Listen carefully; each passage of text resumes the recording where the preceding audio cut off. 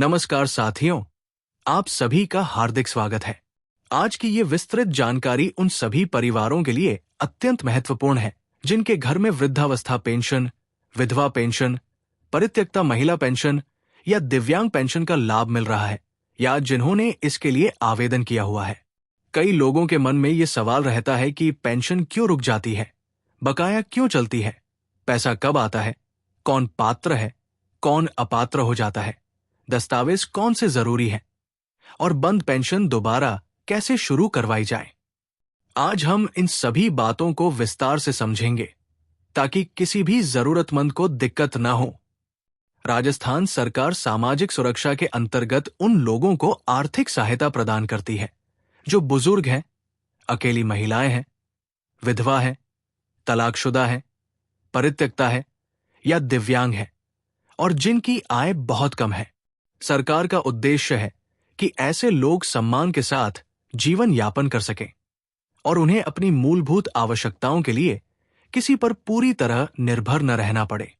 यही कारण है कि राज्य में अलग अलग नामों से पेंशन योजनाएं संचालित हैं, जिनका लाभ लाखों लोग उठा रहे हैं।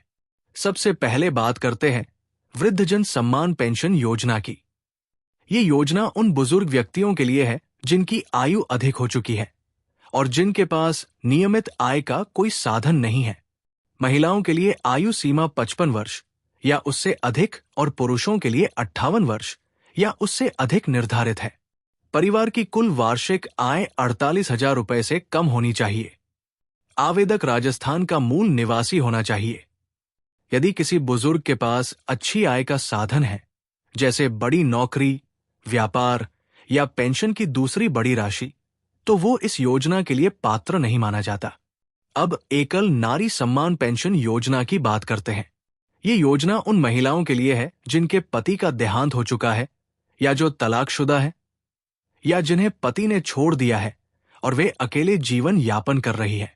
ऐसी महिलाओं के लिए सरकार आर्थिक सहयोग प्रदान करती है ताकि वे सम्मानपूर्वक जीवन जी सकें। इसमें भी आय सीमा लागू होती है और आयु के अनुसार पेंशन राशि निर्धारित होती है। उम्र बढ़ने के साथ राशि में अंतर हो सकता है। अब बात करते हैं विशेष योग्यजन यानी दिव्यांग पेंशन योजना की। ये योजना उन व्यक्तियों के लिए है जिनमें कम से कम 40% या उससे अधिक दिव्यांगता है।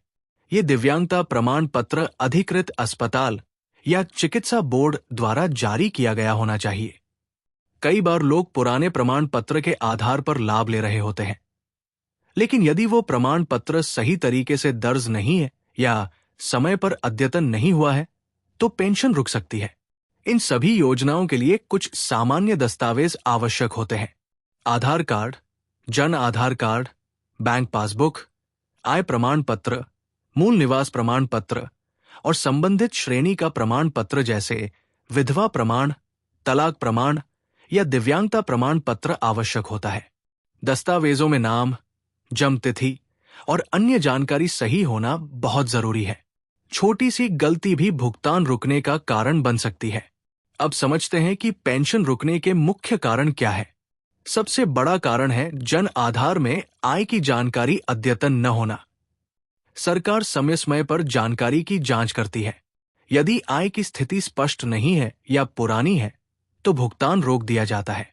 दूसरा कारण है दिव्यांगता प्रमाण पत्र का सही तरीके से दर्ज न होना। तीसरा कारण बैंक खाते की समस्या है। यदि बैंक खाता बंद हो गया, निष्क्रिय हो गया या आधार से जुड़ा नहीं है, तो पैसा नहीं पहुंच पाता।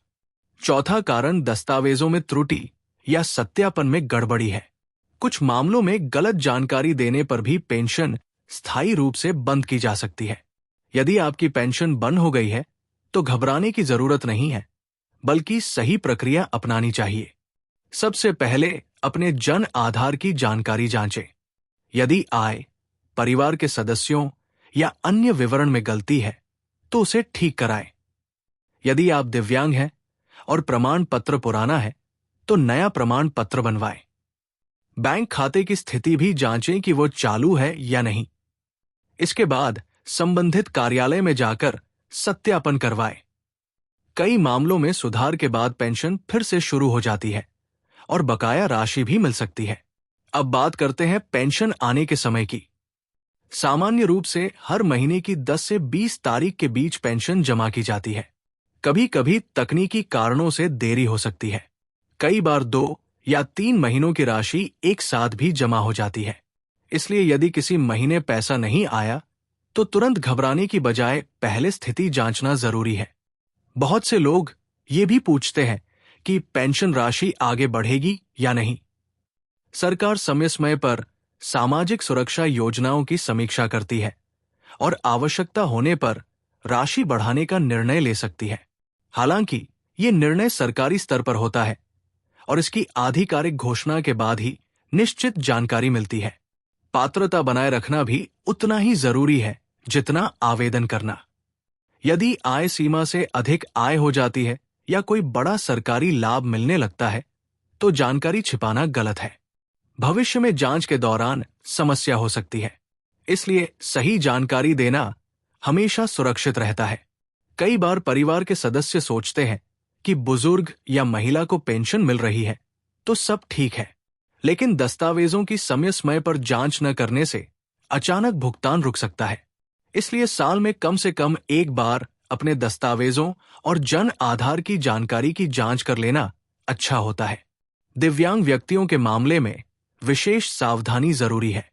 प्रमाण पत्र में प्रतिशत स्पष्ट होना चाहिए।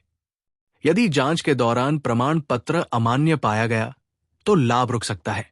इसलिए प्रमाण पत्र अधिकृत अस्पताल से ही बनवाएं और उसकी प्रति सुरक्षित रखें। बैंक से जुड़ी समस्या भी आम है। खाता निष्क्रिय हो जाना, नाम की स्पेलिंग में अंतर, आधार से लिंक न होना या खाते का बंद होना, ये सब भुगतान रुकने के कारण है। समय पर बैंक जाकर जानकारी लेना लाभदायक है। पेंशन योजनाओं का उद्देश्य समाज के कमजोर वर्गों को सहारा देना है। इसलिए यदि आपके आसपास कोई पात्र व्यक्ति है जिसे जानकारी नहीं है तो उसे अवश्य बताएं। कई बुजुर्ग या महिलाएं जानकारी के अभाव में आवेदन ही नहीं कर पाती। ध्यान रखें कि किसी भी योजना का लाभ लेने के लिए गलत दस्तावेज देना या झूठी जानकारी देना गंभीर गलती है। इससे भविष्य में कानूनी कार्यवाही भी हो सकती है। सही पात्र व्यक्ति को ही लाभ मिलना चाहिए। समय समय पर स्थिति की जांच करते रहें। यदि कई महीनों से पैसा नहीं आया तो संबंधित कार्यालय से संपर्क करें। समस्या का कारण जानना जरूरी है। कई बार छोटी सी गलती से बड़ा नुकसान हो जाता है। अंत में यही कहा जा सकता है कि जागरूकता ही सबसे बड़ी सुरक्षा है।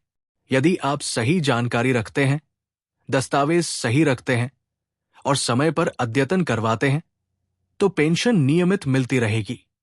जरूरतमंद लोगों तक ये जानकारी पहुंचाना भी एक सामाजिक जिम्मेदारी है, ताकि कोई भी व्यक्ति केवल जानकारी के अभाव में अपने हक से वंचित न रह जाए। आप सभी स्वस्थ रहें, जागरूक रहें और दूसरों को भी जागरूक करें। धन्यवाद।